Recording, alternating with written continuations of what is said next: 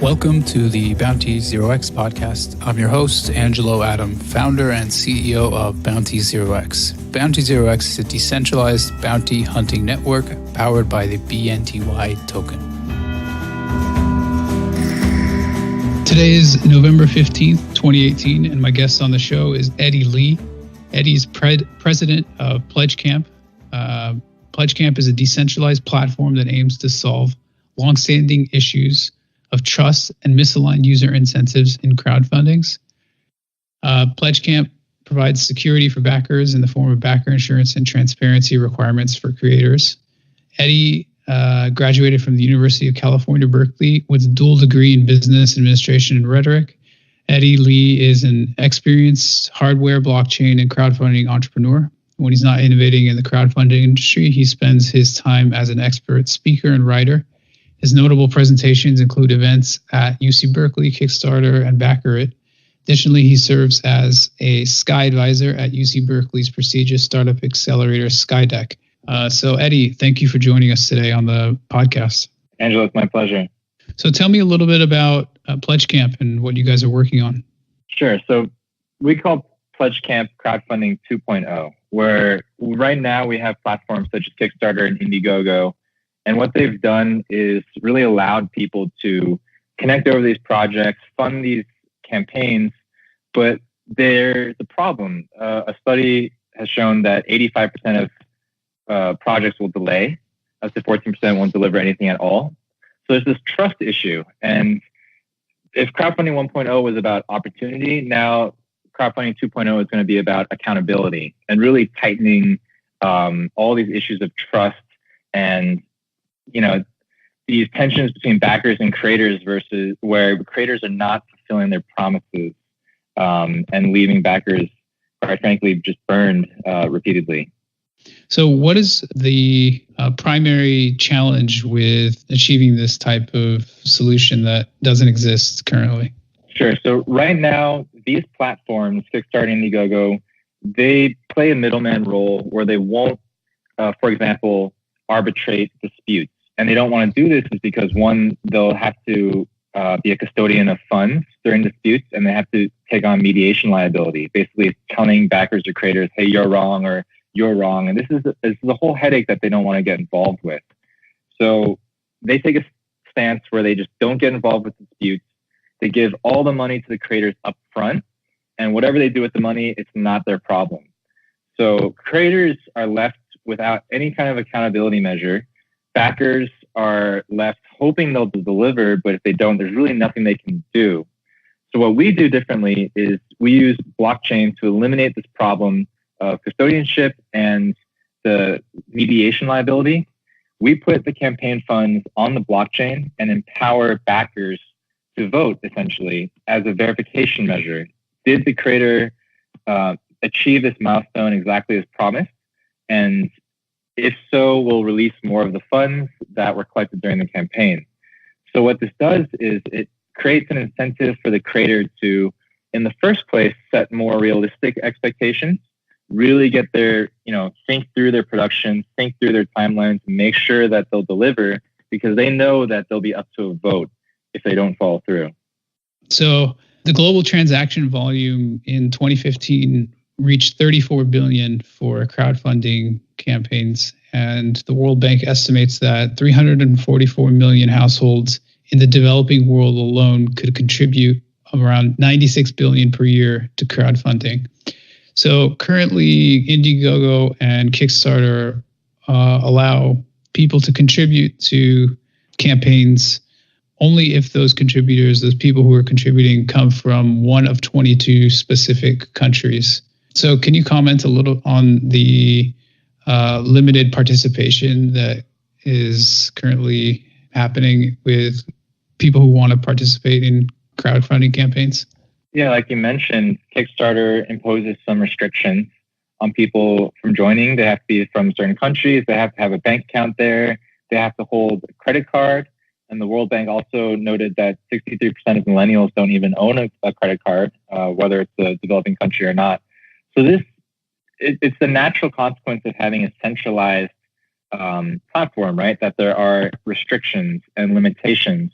when you have something like crowdfunding, like as the World Bank noted, it's a global phenomenon, and there's so many. It provides access to people who don't have connections to, elite VC capital money or angel investors. These people are turning to crowdfunding because, again, it presents a new opportunity for them.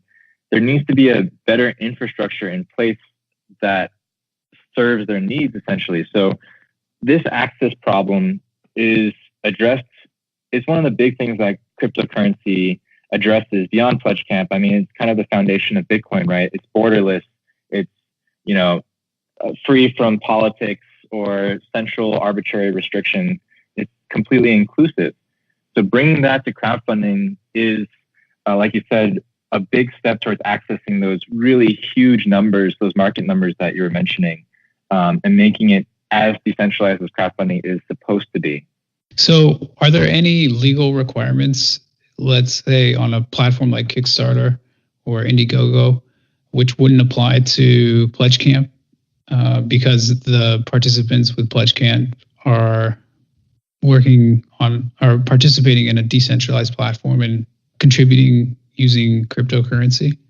Yeah, one example would be, of course, having a standardized currency that everyone is using eliminates the needs for money issuance and transfer into exchange into different currencies. If everyone's transacting in PledgeCoin, which is our native token, that eliminates that friction for people. The whole idea is just to be decentralized and let the crowd speak, right? Let the markets speak. What projects should be funded? What innovations should be brought to the market?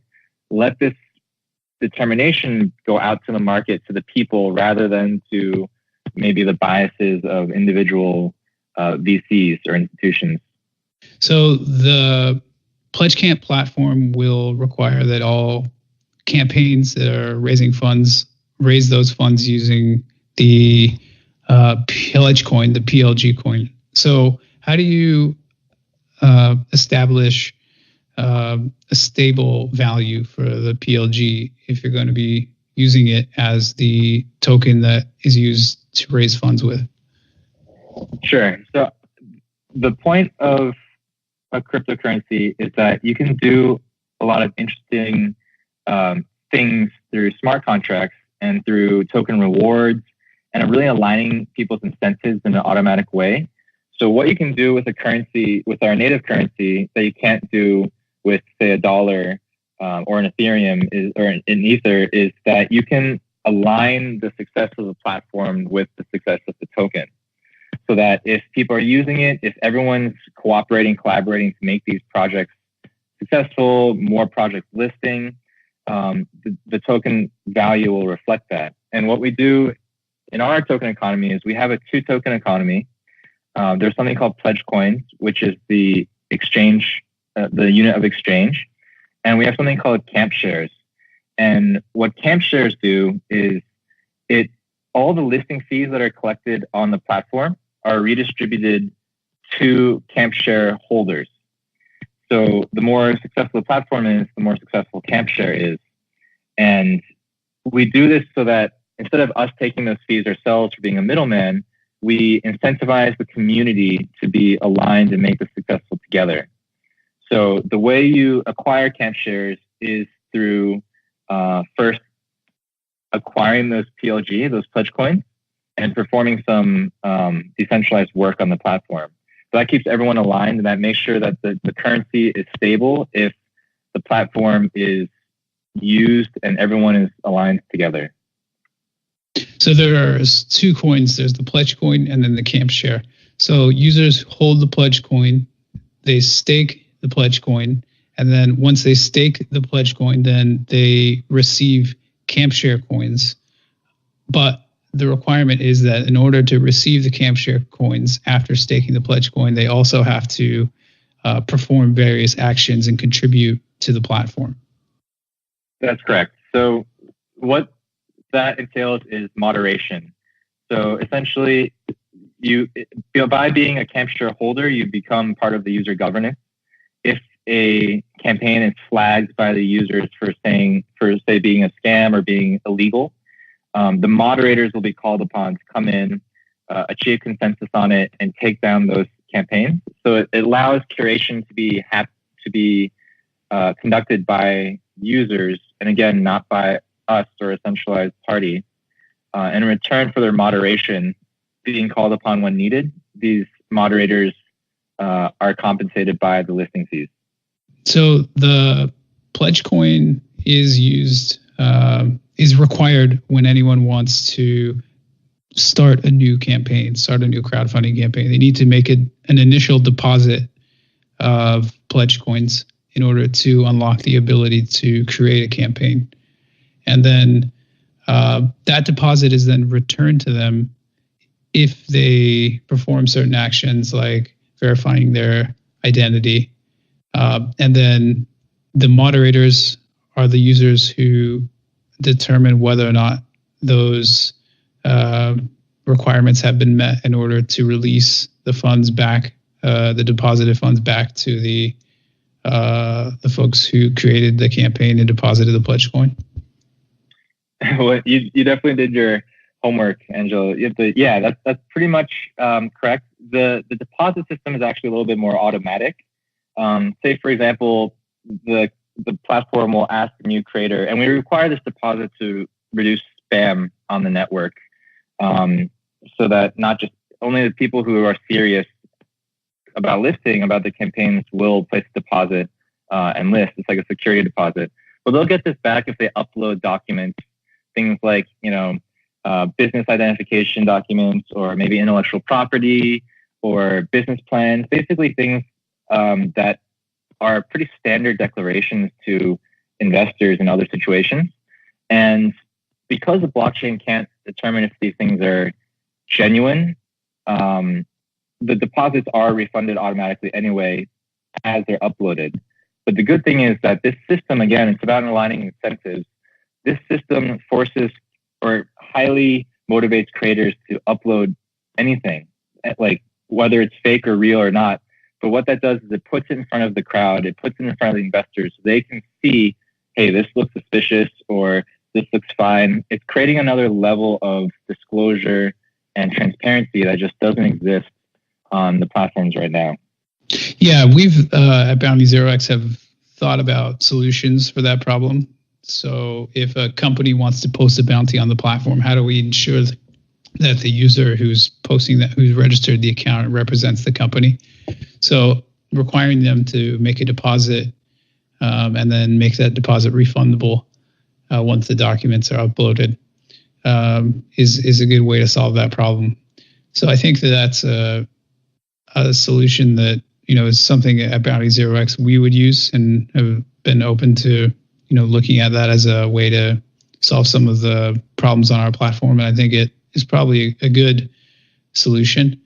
So kudos to you for thinking of that and incorporating that into some of the economic incentives that you're using. Yeah, thanks. It's funny because it's these.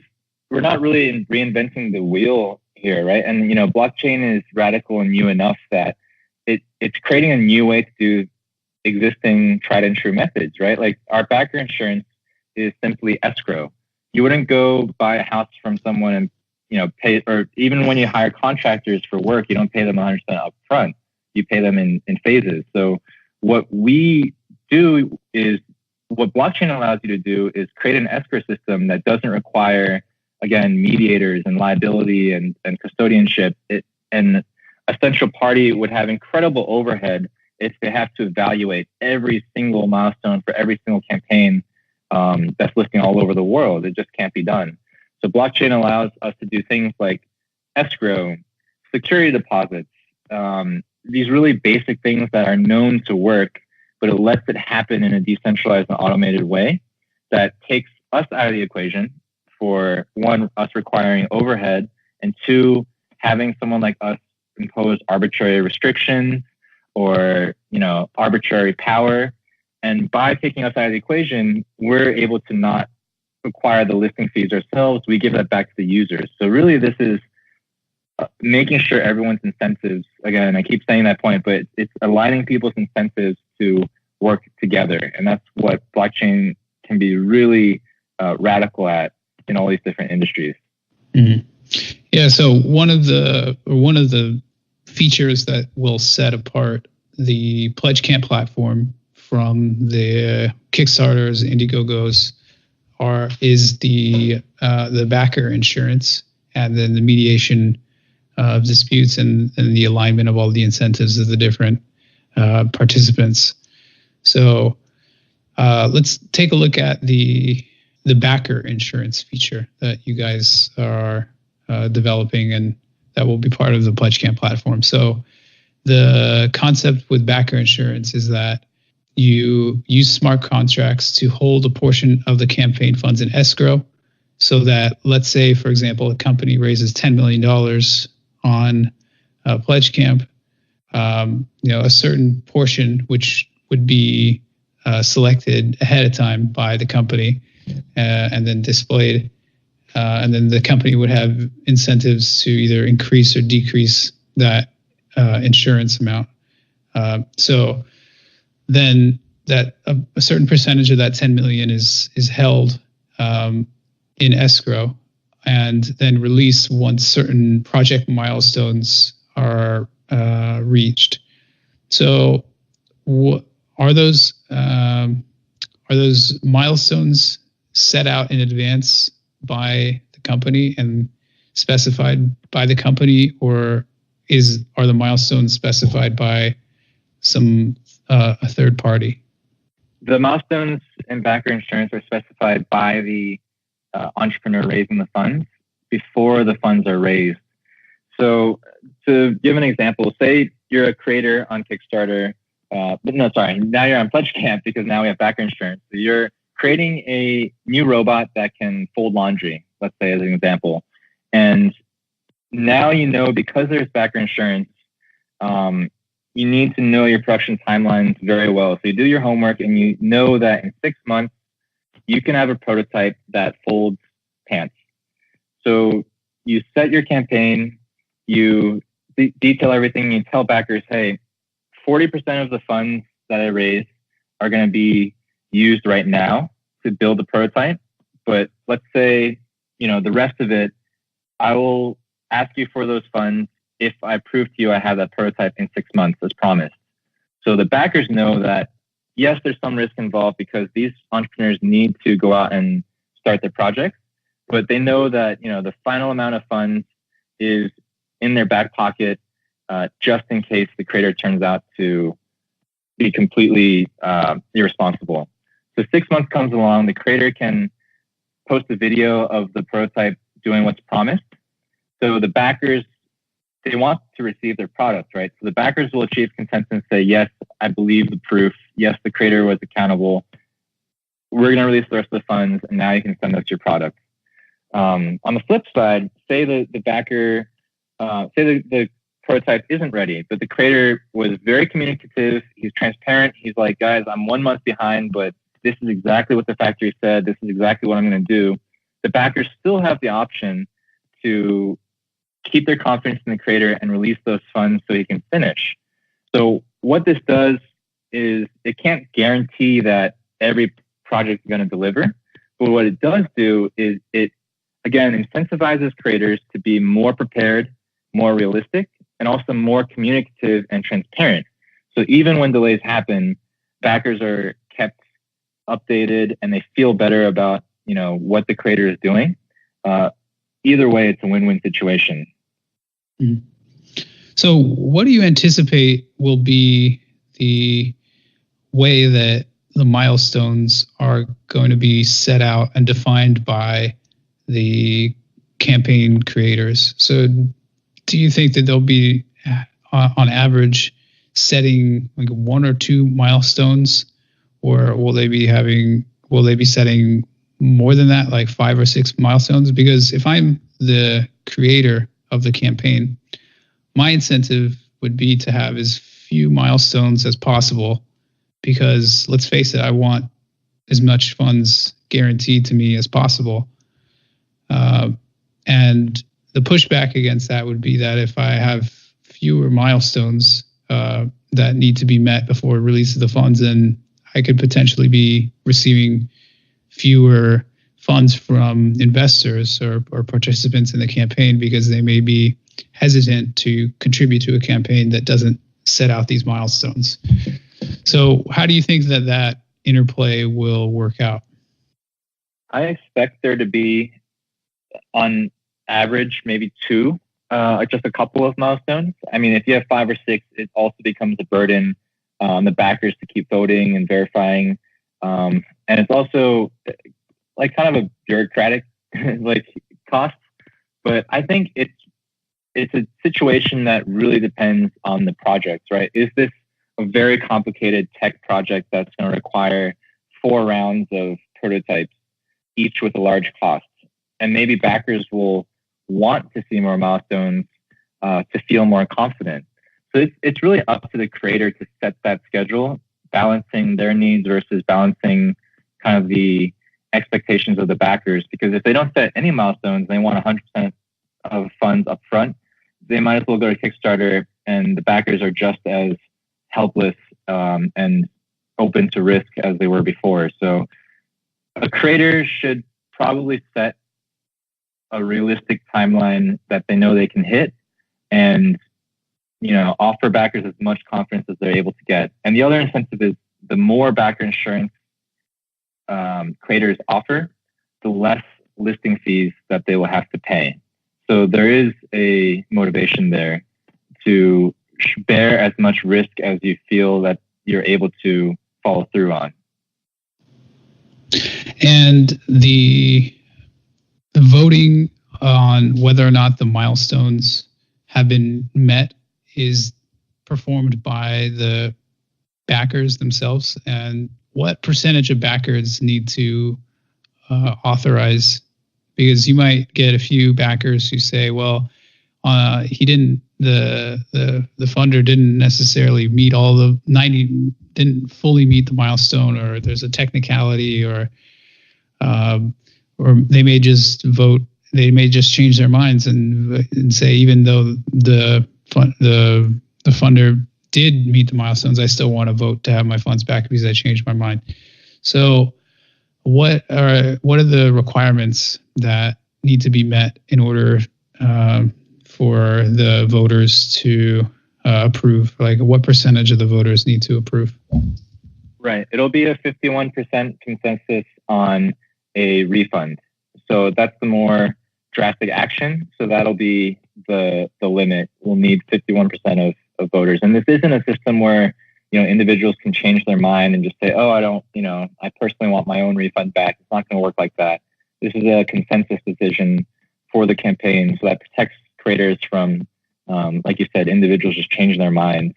It's kind of against the spirit of crowdfunding. Like, the creator needs those funds to deliver the project. So it'll have to be a complete lack of confidence and failure on their part to end the campaign. Mm. And so the backers in PledgeCamp play the same role as the backers do in Indiegogo or a Kickstarter or other crowdfunding campaigns. They're essentially purchasing a product or receiving some type of benefit to use the product or a discount on the product by funding it in advance. Or can you speak to that, like as to what type of benefit the funders will be receiving, and whether or what type of projects will be qualified and be able to fund on PledgeCamp? Yeah, for sure. And I should speak to our experience a little bit before addressing that question. So we ourselves have run 4 Kickstarter campaigns over the last 5 years. We've raised several $1 million, and we're among the top 1% most funded teams ever on the platform. So we have experience there, and we see that people back campaigns for a multitude of reasons. Either the discount, they like to get it something that's not available anywhere else. And a lot of the times they really believe in the creator. They want to support innovative projects. They want to help people's dreams come true, essentially. And it's a way for normal people to become investors and support other entrepreneurs in a way they couldn't before, unless you're like a VC. So the projects that we see listing on PledgeCamp are projects, it's called rewards-based crowdfunding, the backers will receive something tangible in return, a good or a service. So therefore, it's not charitable. It's the backers are expecting something in return, and that's why the creators have promises that they need to fulfill. And it's also part of the concern. People are wondering, oh, what if backers just like for fun want to, cancel a creator? Well, if they do that, they'll lose whatever amount of funds the creator has already spent, and they also won't receive anything in the end. So backers want creators to succeed. There's no backer that wants to back a project and hope it fails, but we're giving them a last out, a way to protect themselves in the worst case. But more importantly, it's a better incentive to hopefully increase the quality of the creators in the first place. However, but to clarify, just so the PledgeCamp platform won't be supporting investment in the form of equity interest or ownership interest in the company, correct? That's correct. We're starting with goods and services, but the model itself is still crowdsourcing of funds. It's something that we're exploring, expanding into afterwards. It might require some more additional registrations, certifications, but it's something that you can move into. Mm. So the PledgeCamp platform has a few other unique components. So I want to change topics and talk about some of the other platform features. So let's jump to the smart crowd. So the gig economy we're all familiar with is growing quickly, and these backers want, in some cases, to not only back a company but also join in and actively assist the company in other ways beyond just contributing to it. So what the smart crowd feature enables is that it lets creators easily recruit temporary workers on an as-needed basis in order to add value to their project. So can you comment on that and tell me a little bit about how that works? Yeah, I'm sure your listeners will be very familiar with the concept because it's essentially a bounty, right? I mean, right now on Kickstarter, for us, if we've had to mobilize our crowd of backers, it's been a little more difficult. I mean, we can send email blasts and ask them to share. There's no way for us currently to reward someone for sharing on Facebook, which is something that, we can, quite frankly, ascribe a specific monetary value to, and we would pay it if we could. So asking your backers to share on Facebook or Twitter, or maybe even translate your page into French or Chinese, or, asking someone to help you design a logo, all these things the greatest resource in crowdfunding is the crowd, right? The community. All these people with all their talents and knowledge and experiences, creating a way, cryptocurrency creates a really good way to tap into that in a automated way, in a way where you can have small amounts, different currencies, people living all across the world. It makes it really easy. So we're kind of taking a page out of the bounty playbook and incorporating that into empowering what we call the smart crowd. And yeah, that's a great idea. I mean, it makes a lot of sense to have the backers or other folks who want to join the campaign and assist them to support a way for that to happen. So let's say some of the tasks you mentioned, face sharing on Facebook. So that would be paid, or is that free? And how would the economics of that work? Would the company set the prices that they're willing and the jobs that they want these contributors, or would they reach out to them individually, or how do you foresee or envision that interface? I envision it's very similar to BountyOX even.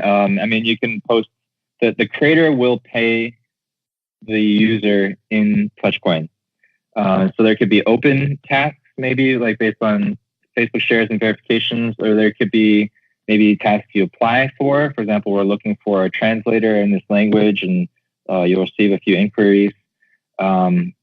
yeah, having, like you said, just a method to enable this is going to be very important. Yeah, I mean, if you guys want to, use our API and use some of our interface, we can make that available so that instead of building out an entire system for that on your own, we could see if there's a way for you to save some of the development resources. And use what we have already built. Sure. So let's see. So then the other feature that you guys have is the Knowledge Center, which is a way to catalog the expertise of the crowd, and it's a way to helping entrepreneurs with questions. And so do you envision this being like a subreddit or like a Stack Overflow where entrepreneurs ask questions and the crowd answers them, and they can source feedback from people about how to solve problems that they have? Yeah, exactly. Stack Overflow, Quora, like we see, the entrepreneur's journey is not just about raising funds. They need to deliver. They need support. So part of what we want to do is grow the ecosystem from just funding to these service marketplaces, this knowledge center, where we're hoping that allowing users in the crowd or even factories or fulfillment partners, experts, and these vendors, they can contribute to the knowledge center, answer these questions, build their reputations, and then ultimately find more clients that way. And in the end, we hope that building out your team is very difficult for an entrepreneur, especially first-time entrepreneurs. So making a marketplace where they can connect with people and find answers is going to ultimately help the backers as well. So let's jump up to another topic. Let's talk a little bit about revenue and earnings and how PledgeCamp is going to be profitable and make money.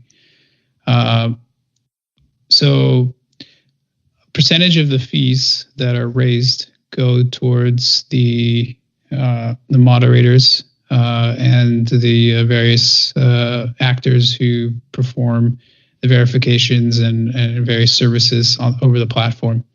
So then does PledgeCamp receive a smaller fee out of that to for revenue for operations and development of PledgeCamp, and where is the profit come from the PledgeCamp platform? So we do not take listing fees, actually, because that is it's not really a aligned incentive. Right now, these platforms want to list as many campaigns as possible, and they get paid when they're funded, not paid when they deliver. So they don't really care if they're high quality, if they deliver, any of that. So that doesn't make sense to us. So listing fees are going 100% to the moderators and the community that's making, monitoring abuse and making sure that everything is successful.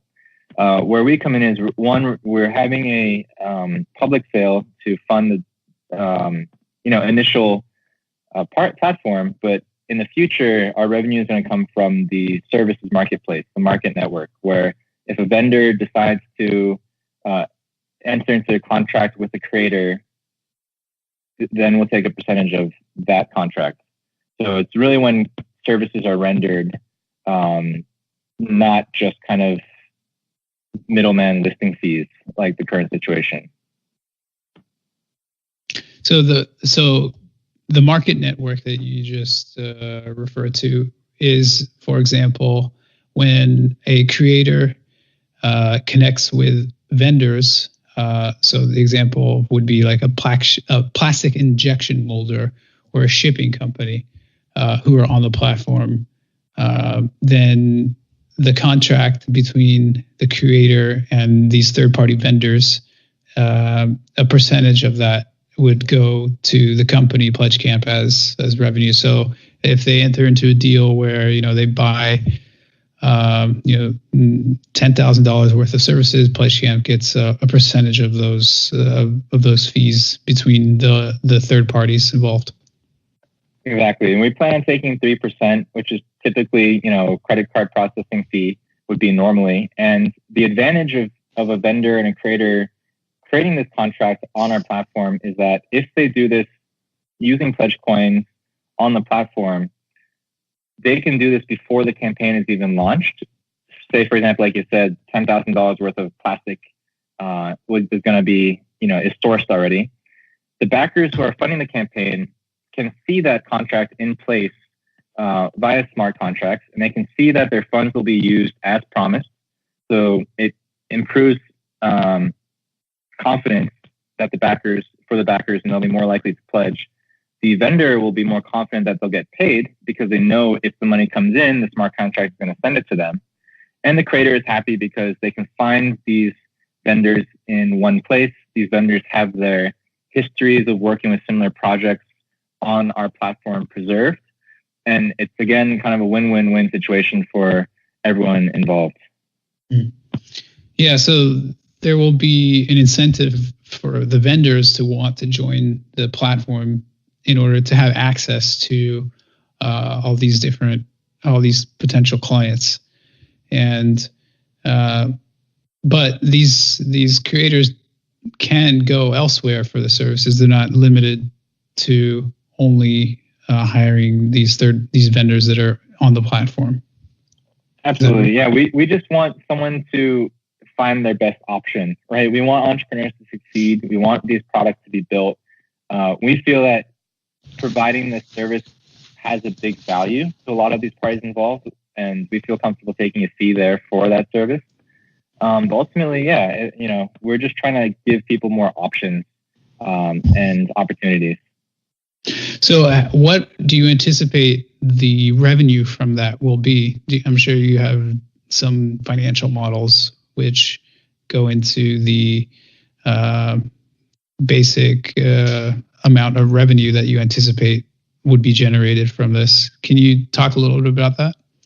Yeah, I mean, it remains to be seen, of course, what the adoption is like. But if you think about it, this is real economic activity, right? This is money exchanging hands for raw materials and for engineering services. Like, this is, like you said, all those millions, billions of dollars going into crowdfunding to fund these projects. That money is going to be spent on building these projects.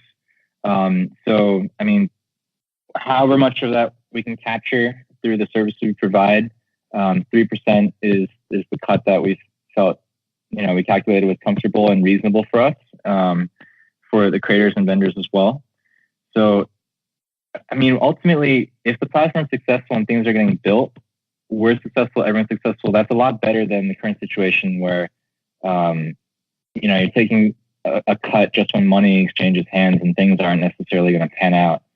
So, without giving like a specific number to that question, we still feel that this is a better business model, and also defends us from Kickstarter and Indiegogo from copying our idea, because they would have to take a huge risk just completely changing their entire business model from scratch.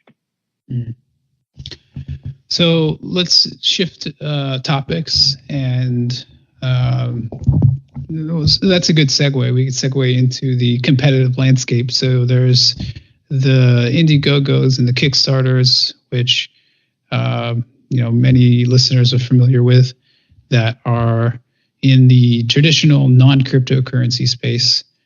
And we talked a little bit about some of the components of their platform versus PledgeCamp's platform, and how they're similar and different, and some of the features that PledgeCamp will offer that Kickstarter and Indiegogo don't offer. Then there are some competitors in the cryptocurrency space like Starbase, Acorn Collective, Kick ICO. Do you want to briefly talk a little bit about how PledgeCamp is differentiated and some of the similarities between these platforms? Yeah, absolutely. So Kickstarter and Indiegogo, they'll take 5% from every campaign that gets successfully funded. And like we mentioned in depth, but they kind of leave it at that. Indiegogo came out with some interesting news this week where they said they're going to experiment with a guaranteed delivery model where certain projects won't, basically Indiegogo will hold 100% of funds until they deliver, at which point they'll give the funds to the creator. So that indicates that this model is for projects that don't need the funding, right? They're not going to receive any of it until they deliver. So this is big companies, VC-backed companies that are using Indiegogo or this tool as a marketing method. So this isn't true crowdfunding. That's just a straight up pre-order. That doesn't help an entrepreneur in Africa who is trying to build something for the first time. So I'm interested to see how that will play out. What will happen if, they need to issue refunds, whatever controversies arise. We'll see how that works out. Regarding the blockchain-based competitors, Acorn Collective, I just recently heard some news that some of their funds, they said went missing, and they're not sure where it went, but they don't have as much experience, I believe, in crowdfunding as we do. I believe the founders are coming from medical backgrounds, and they don't have, the point is they don't have insights into the model. They don't have background insurance, deposits, any of these creative features. They use cryptocurrency to eliminate credit card processing fees in crowdfunding and make crowdfunding, they say, free with cryptocurrency. So that's their big model. Starbase, I believe, is still kind of in a beta. And so is KickICO. They have some projects, but it's not sure how much of that traffic is real.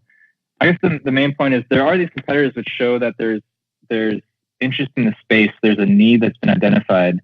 But what's really going to set PledgeCamp apart is, one, we have deep industry knowledge that's necessary for disrupting the industry. Our team has been in crowdfunding for many years, like I mentioned. We've had a lot of success there. Also, our advisors. We have a lot of all-star advisors that your listeners probably may have heard of. We have Randy Zuckerberg, who created Facebook Live, and she's now doing her own media and supporting entrepreneurs thing. Matt Curcio is the VP of data at Ripple. Keith Tier is one of the founding shareholders of TechCrunch. So we have a lot of people who have identified PledgeCamp as what they believe is the best solution to this problem. I think that really sets us apart.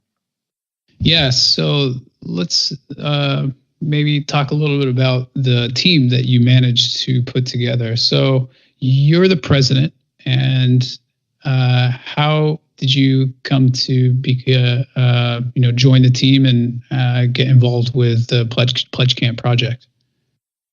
So the three founders, we were all friends at UC Berkeley. Jay, the CEO, he's an expert at business strategy, fundraising strategy, vision, and really keeping the company chugging along. Sam is the CTO, complete full stack engineer, a cryptocurrency miner in his spare time, is extremely capable. And the team we put together is, we have 3 blockchain engineers, a designer, a UX UI designer, operations manager, and we're also aligned with this firm called MetaLab. And MetaLab is this world-renowned firm based in Vancouver, Canada, and they built Slack, Coinbase, Oculus, a lot of other projects you've heard of. And we've entered into a, quite frankly, huge contract with them to build and design PledgeCamp so that it's not just like any other ICO that raises money and can't deliver products. These are like the big guns. So that's kind of the team behind the development of PledgeCamp. Have you or your team raised funds until now through a seed round or an angel round? Yeah, we've raised through seed and private placement. Jay's been the expert at that. We've received funds basically from angel investors, smaller institutions, and also we'll announce some news soon, but we're receiving some funds from cryptocurrency exchanges as well. And then you and your team successfully crowdfunded 4 different projects on Kickstarter. Do you mind telling us briefly what those projects were? Yeah, they were all different. We started out with a Bluetooth camera that's stuck on the wall and you can control it with your smartphone. Then we moved to Bluetooth audio adapters and Bluetooth speakers, and we kind of built entire new products every time, which was a huge undertaking. It was very ambitious and difficult. But it kind of goes to show like we have experience building real products, delivering it into the market. The cameras were in Urban Outfitters and online, like Target and Fab.com online. So we have experience shipping real stuff to real people. So I think that, again, that experience in execution does give us a leg up. Okay. Anything that we missed or any important topics that you'd like to discuss? Honestly, this was a lot more thorough. This may have been the most thorough interview that I've ever given. So I really appreciate that. Your team definitely did the homework. I would say I just want to mention our public sale coming on December 3rd. And I don't know, I feel like we've really covered the product well. Thank you. Yeah, my pleasure. Glad to, I hope I can assist, and happy to, excited to hear about the project. And, if you guys want to discuss internally about, leveraging the Bounty Zero X platform for a component of the, the bounty portion, we'd be happy to, and talk about that with you guys. And excited to hear about the project and happy to have you on. Thanks for taking the time, and want to be respectful of your time. And for our listeners, where can they go to learn more about PledgeCamp and follow you and join your bounty campaign? For sure. Our only official website is PledgeCamp.com. Just the word pledge and camp, CAMP.com. Our Telegram channel is similarly t.me/pledgecamp. And you can reach out to me personally. My email is eddie@pledgecamp.com, EDDIE. And we are having an upcoming token sale. This is recorded on the 15th. I'm not sure when it will publish, but our public sale will be December 3rd. And it'll be open to non-US residents, unfortunately for US people. And we are, open for whitelisting. You can check out the details of the sale at pledgecamp.com. And we're looking forward to getting tokens in the hands of the community so that they can really be early on, get in early, and hopefully get their hands on some camp share in the future as well. Great. My guest on the show today is Eddie Lee. Eddie is the president of PledgeCamp. Thank you for coming on the show today and talking to us about the project. Awesome. Thanks, Angelo. And I'm looking forward to working with Bounty OX further in the future too.